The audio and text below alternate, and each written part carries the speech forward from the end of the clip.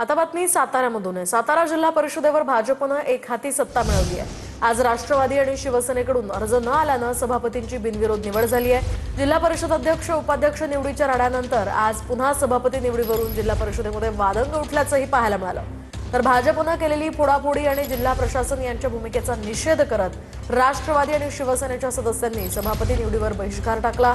या घटनेनंतर साताऱ्यामध्ये पुन्हा एकदा भाजप विरुद्ध राष्ट्रवादी आणि शिवसेना हा संघर्ष पेटलाय। एवढा शेवट नसतो, सभापती निवडून शेवट 5 वर्ष कालावधी आहे ना जिल्हा परिषदचा, संपला नाही ना। सभापती निवडी झाले म्हणजे जिल्हा परिषदच्या राजकारणाचा कालावधी संपला असं नाही। तर 5 वर्षाचे महिला बी अजून झालेला नाही।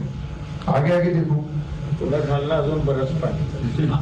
आता सुरुवात झाली, पण याचा हिशोब चुकता होणार। आम्ही जे बोलतो ते करू ना।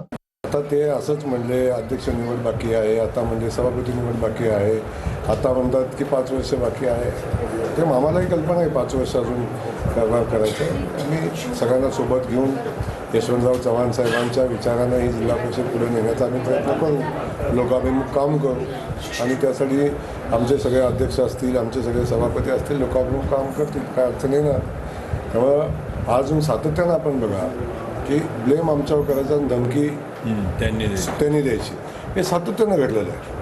म्हणजे मला जे जाणवलं की खेळवत ठेवण्याचा प्रयत्न चालला होता। शेवटी आमचं बहुमत होतं, आमच्याकडं आज 28 सदस्य आमच्या असताना आम्हाला मुद्दामून सत्तेपासून दूर ठेवायचं असं प्लॅनिंग चाललं होतं। आणि आम्ही नेहमी म्हणत होतो, सगळे भाऊंनी पण सांगितलं होतं की आमच्याकडं बहुमत आहे, आमचा अध्यक्ष उपाध्यक्ष होणार। आणि आता ते झालं। त्याच्यानंतर पुढच्या आजच्या निवडीत सुद्धा जिथं त्यांनी बहिष्कार टाकला तिथंच हे आहे की त्यांच्याकडे बहुमत नव्हतं, ही वस्तुस्थिती सिद्ध झालेली। जे पराजय ठीक आहे, आज आमचे सदस्य फोडले, ती वेळ त्यांच्यावरही येणार, आलं का लक्षात। आणि एक समजून घ्या, आम्ही काही काल राजकारणात आलेलो नाही, आलं लक्षात।